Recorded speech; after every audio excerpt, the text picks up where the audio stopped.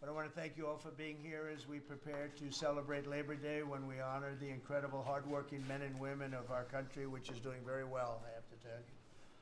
Every policy of the Trump administration is designed to lift up the American worker, promote great-paying blue-collar jobs, and to rebuild the industrial bedrock of our nation. It's also obviously for great defense. We have the greatest military in the world. We rebuilt it largely in my first term.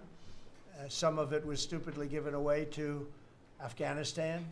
For what reason? Nobody could figure that one. But it was still a relatively small amount of what, if you compare. The concept of what they did, however, is just incredible. But the country is doing well. We're respected all over the world like never before, probably. We went to NATO, as you know, and they went from 2% to 5% of GDP. Nobody expected that. And the difference is they didn't pay the 2 and they paid the 5. So, and as you know, we are selling a tremendous amount of equipment to NATO. We're not spending any money. We're making money, but I don't want to talk about making. I want to talk about we're no longer involved with funding Ukraine, but we are involved with trying to stop the war and the killing in Ukraine.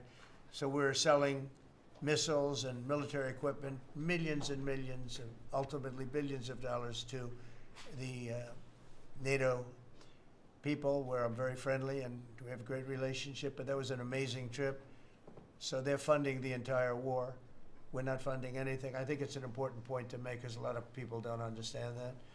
And we will continue to do that, and we're trying to get as much as we can for them. They want the American product. The American military product is by far the best in the world, and that's what they want to get. They have lots of options, but that's what they want to get. So the factories are doubling up and tripling up, where they make the Patriots and other really, you could say, defense and offensive weapons. The wages for blue-collar workers are now rising at the fastest rate in 60 years, which is so important to all of us around this table. The average American worker has already seen a $500 wage increase this year, and there's no inflation, because there's been decreases, tremendous decreases, with thanks to Doug and Chris, some of the people, the great job they've done with energy. Thank you very much. And Chris, thank you very much. I see you down close to $60 a barrel, and you'll be breaking that pretty soon.